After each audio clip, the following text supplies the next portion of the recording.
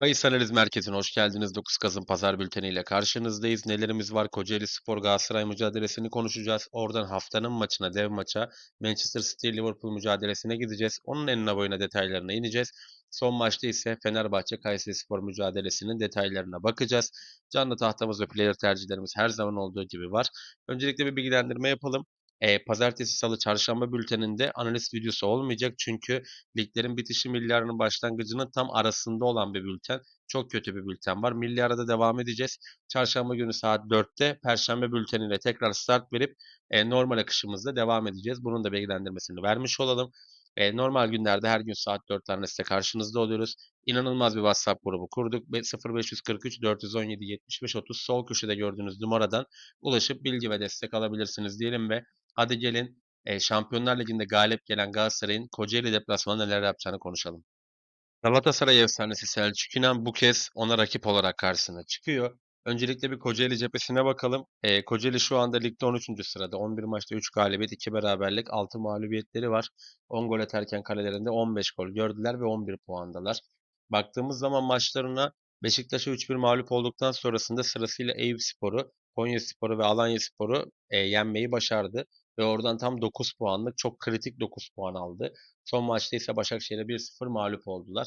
Evet, biraz kıpırdanmalar var. Selçuk İnan'ın dokunuşları biraz daha hücum varyasyonları yaratmış diyebiliriz. Orada özellikle Tayfur Bingöl'ün formu da dikkat çekiyor. Galatasaray cephesine baktığımızda ise kritik Ajax deplasmanından 3-0'la dönüyoruz. Baktığımız zaman özellikle ülke puanı için kritikti o Ajax galibiyeti. Osimhen'in hat-trick yapıp yıldızlaştığı maçta aslında Ajax'ın da kötülüğünü zaten bir önceki analiz videolarında söylemiştik. Burada ne bekliyorum? Şimdi Galatasaray'ın yoğun bir maç fikstürü var ve milli ara öncesindeki son maçı Kocaelispor. Daha sonrasında bir dinlenme periyoduna girecekler ama sonuçta Hollanda'da da ciddi bir efor harcayan Galatasaray var. Kocaelispor'un da oyununda kıpırdanmalar var. Yani Galatasaray'ın evet burada favori olduğu zaten aşikar. Ama biraz daha farklı yöne gidip ben burada Kocaelispor'un da oyuna hızlı başlangıçları ve taraftarının desteğiyle ilk yarıda açık oyun oynayacağını düşünüyorum. Bu maç üzerindeki benim ana tercihim ilk yarı 0.5 üstü yönünde olacak. Hadi gelin şimdi bence bütün dünyadaki en kritik maç, en güzel maç Manchester City Liverpool mücadelesini detaylı inceleyelim. Haftanın maçı Etihad'da oynanacak. Manchester City Liverpool'u ağırlıyor. Öncelikle bir genel durumlara bakalım. Şu anda Premier Lig'de Arsenal lider 25 puanı var. Arkasında City 10 maçta 6 galibiyet, bir beraberlik, 3 mağlubiyetle geliyor. 20 gol atarken kalelerinde 8 gol gördüler. 19 puanları var. Hemen onun altında ise Liverpool var. 10 maçta 6 galibiyet, 4 mağlubiyetleri var. Beraberlikleri yok. 18 gol atarken kalelerinde 14 gol gördüler. İki takım arasındaki en belirgin fark City çok az gol yiyor. Liverpool ise çok fazla gol yiyor. O yüzden bu sezonun genelinde eğer ki bu şekilde devam ederse Liverpool'un daha da alt sıralara düşme ihtimali var. Bir maçlarına bakalım. Son form durumlarını inceleyelim. City Burnley'i 5-1 ile geçtikten sonrasında Brentford'u da 1-0'la yenmeyi başardı. Daha sonrasında Everton'ı ağırladıkları maçta 2-0'la gülerken Aston Villa deplasmanından 1-0'la boynu bükük ayrıldılar.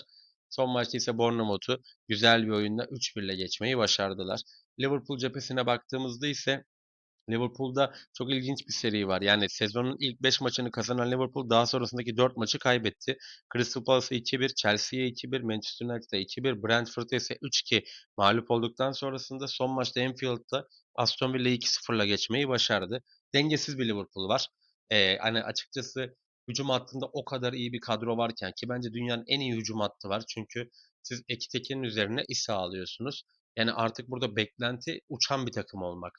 Yani bütün taraftarlar Liverpool'un çok ciddi şampiyonluk adayı, hatta ilk o aday olmasını beklerken özellikle o üst üste alınan 4 mağlubiyet bütün eleştiri oklarını Arne Slot'a çevirmiş durumda.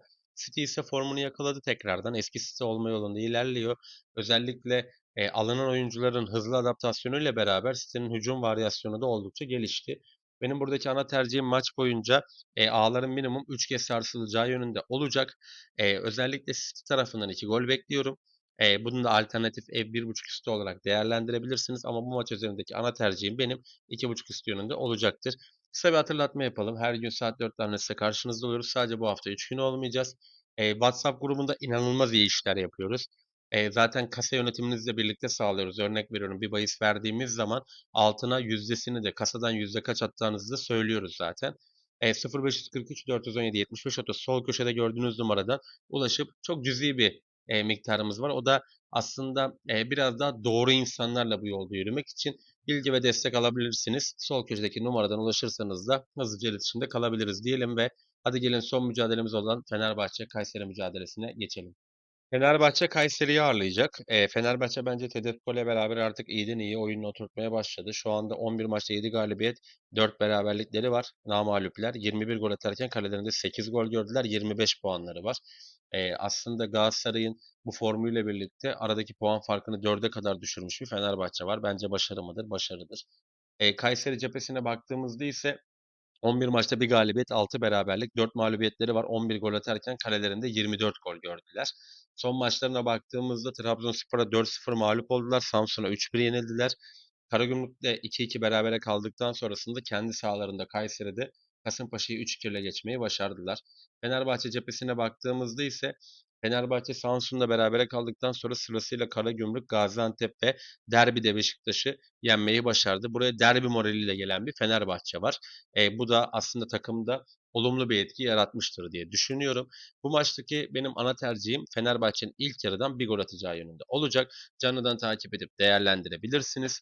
Fenerbahçe golü dakika 15'e kadar bulursa Fenerbahçe'nin ikinci golü de değerlendirilebilir. Çünkü taraftar derbi galibiyetiyle beraber aslında ligde o ritmi yakalamış bir taraftar olduğunu düşünüyorum. Buradaki ana ve tek tercih ilk yarı 0.5 üstü ev yönünde olacaktır. Hadi gelin bir de şimdi canlı tahtamız ve player tercihlerimize bakalım. Orada neler var?